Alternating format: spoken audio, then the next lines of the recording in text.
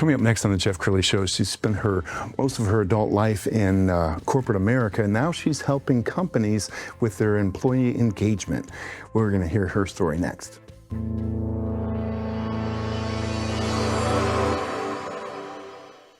Many are predicting that the worst is yet to come, which is unfortunate, said one person here.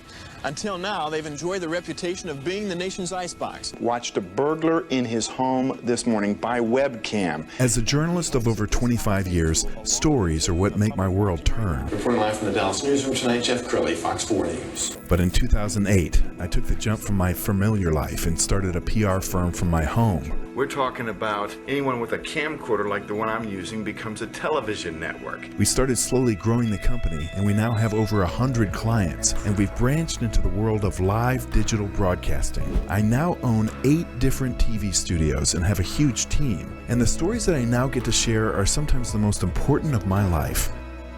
Life has a funny way of coming around full circle. This is the Jeff Crilley Show. Well, there's an old saying that great employees don't leave companies, they leave bad bosses. And many bosses have never been put in a position to manage people before. Many haven't even read a book about management. To talk about that today, Brandi Copeland, she is the founder of the Employee Experience Edit. Thanks for coming on the show. Thanks for having me. Yes. Well, tell us a little bit about your background, because you've worked for some famous companies. Yes, I have. Well, I'm not a traditional HR person. I started my career in finance many, many years ago, and it did not fill my heart in the way that I wanted to serve people. And I had the opportunity to become a recruiter and start recruiting for finance interns. So that was my first foray into the people space. Fast forward, I was building leadership development programs at Disney, and then I transitioned over to NBC Universal, where I started building end-to-end employee experiences for thousands of employees. And most recently, I was head of employee experience for a local company here, and I decided to take my expertise external so I could help more people outside of the confines of one company. I love that. Brandi, you were telling me a story before we started rolling about a Disney experience you had. Would you share that? Yeah, of course. So when I was a recruiter, I was mostly recruiting for finance analytical roles. I had started getting exposed to industrial engineering. My boss called me one day and she said, if the president of Disneyland wants to build a leadership development program, a rotational type of program, how would you do it? And so we started brainstorming and talking through everything that I would do. And I found myself sitting at a dinner with the president of Disneyland and his entire executive team talking through that idea. And I really wanted this opportunity to go and implement this idea that we had built together. And one day I got the call and he said, I want you in the role. And so I started building a program that allowed the cast to be a more agile cast base. They would typically stay in one department for their entire careers at Disney and keep that knowledge internal. But they knew there was a lot of value in sharing information and sharing best practices. So that is how my first step into the end-to-end employee experience was born. And so I did the whole process from recruitment all the way through their offboarding and placement, all of the communications, all of the training, all of the manager experience for those participants. And they were my first full-time hires. Wow, what a great story. We're going to pull up your website, and as we scroll down the website, tell us what an ideal client looks like for you. Yeah, so an ideal client for me is going to be a company that's about 50 to 2,000 employees working on a smaller scale, because that's the experience I personally have. Those are the populations that I've been working at. Even though I have experience at much larger companies, you work with those smaller populations. And these are companies who you may have HR teams in place, but HR teams are so overloaded with HR process, benefits, payroll, you have compliance and employee relations issue.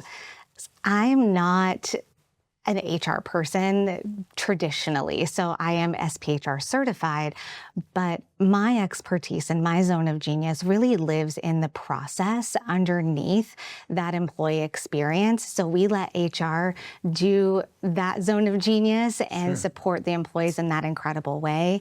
And then I help companies with peeling apart every single piece that touches that employee experience, every piece of communication, every touch point they have with their manager, every section they have on their intranet. If their managers aren't trained, that's going to impact their experience. If they're having technology and the technology stack is not up to date, what does that look like and feel like for them on a daily basis? So we're not talking about engagement benefits like a call map or a pizza party.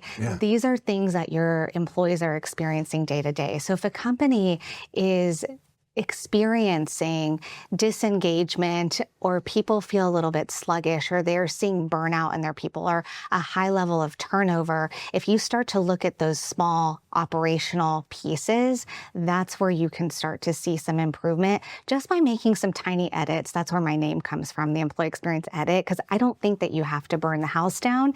You can take a look at what you have, and small tweaks can make a big impact. Well, and I encourage everyone to follow her on social media because she comes up with these great tips. I found one that I really, really like. Let's go ahead and roll that. Let's talk about your new hire's first day. Day one is going to set the tone for your new hire, and I have seen it go wrong at companies big and small in the same exact way.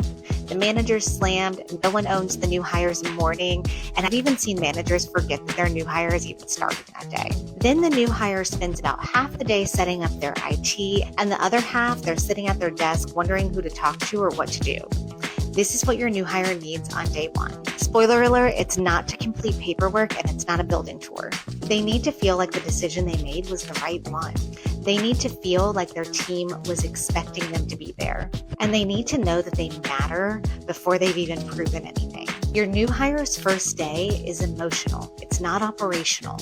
All of that paperwork, it can wait.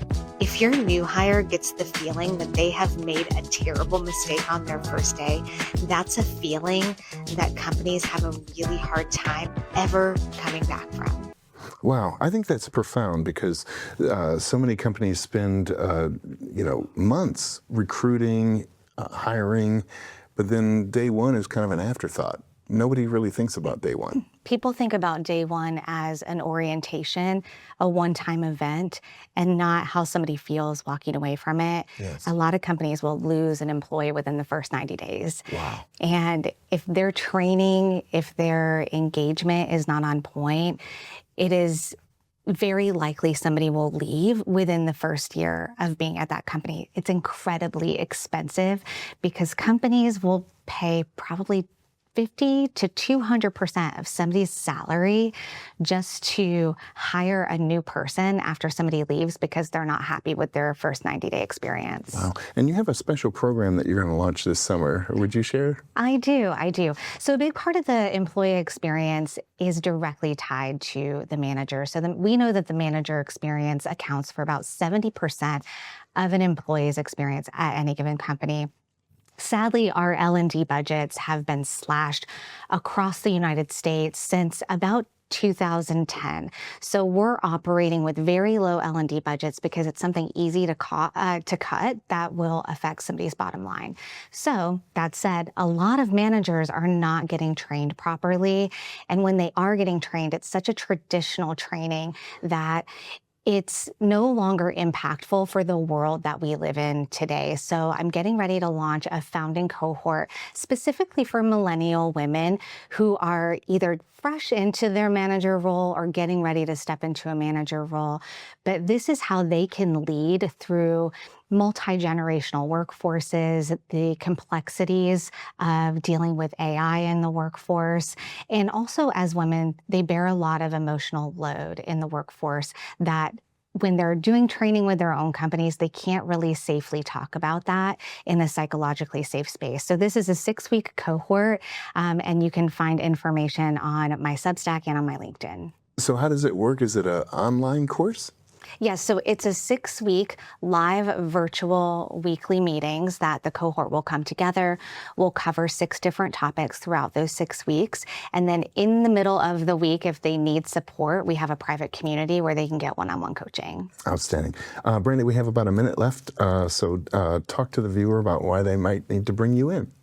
Yeah, so if a company is experiencing high turnover, low engagement, low innovation, low performance, people just overall feel very burnt out, it's very likely that their experience is being driven by something that's pretty small and pretty easy to fix.